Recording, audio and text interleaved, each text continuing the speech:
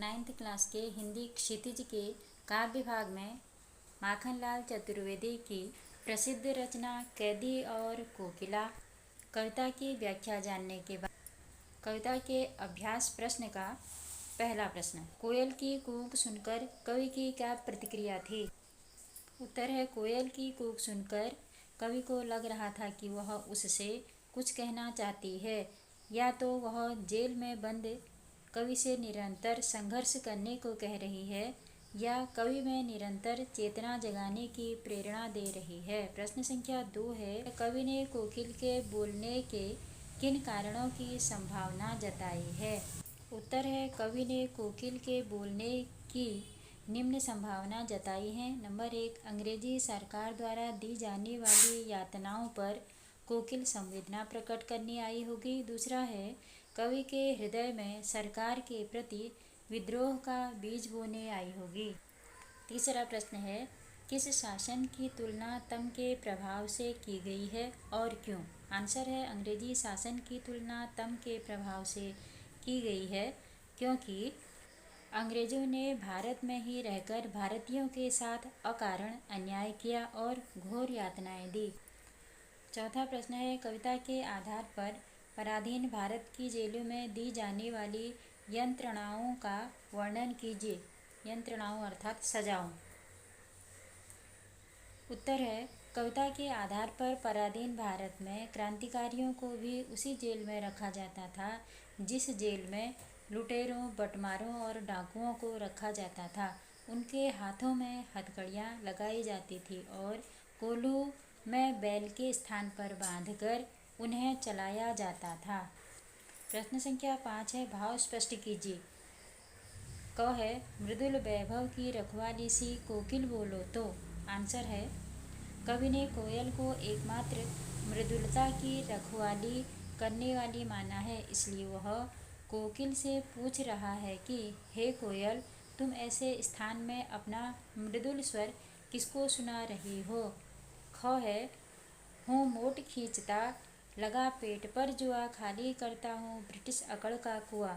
भाव है, कोल्हू में जोतकर ब्रिटिश शासक जो अमानवीय व्यवहार कवि के साथ कर रहे हैं, उस व्यवहार से कवि खिन्नता प्रकट नहीं कर रहे हैं, बल्कि स्वतंत्रता प्राप्ति के कारण कैद में रहकर वे गर्व से अंग्रेजों के व्यवहार को स्वीकार करने का घमंड तोड़ रहे हैं।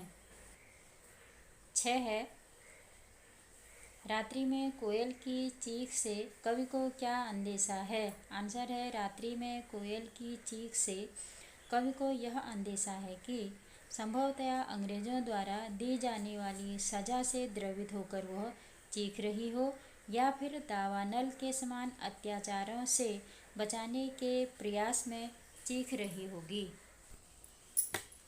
7वां प्रश्न है, कवि को कोयल से ईर्ष्या क्यों हो रही है? इसका उत्तर है, कवि को कोयल से इसलिए ईर्ष्या हो रही है क्योंकि कोयल स्वतंत्र होकर कहीं भी घूम सकती है, उसे बैठने के लिए हरी डाली मिली है और उसकी कूक को सुनकर सब प्रसन्न होते हैं, जबकि कवि अंग्रेजों की कैद में है, उसे रहने के लिए 10 फुट का कमरा मिला है।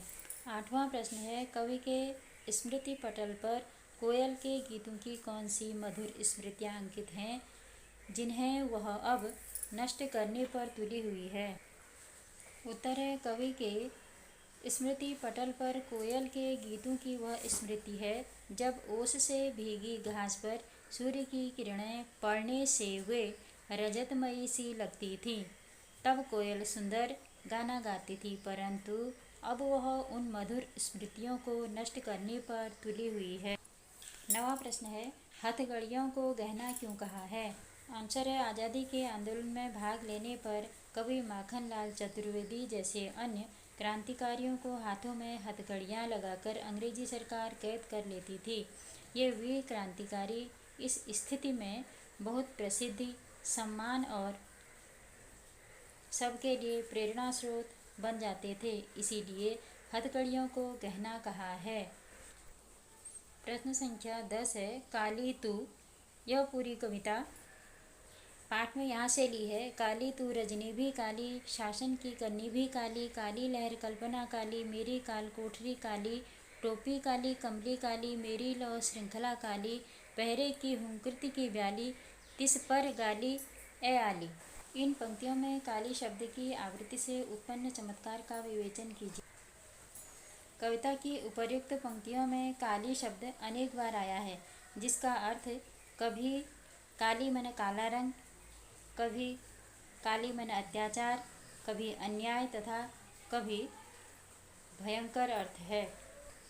इसलिए इस काली शब्द के अलग अलग अर्थ होने के कारण इसमें यमक अलंकार है।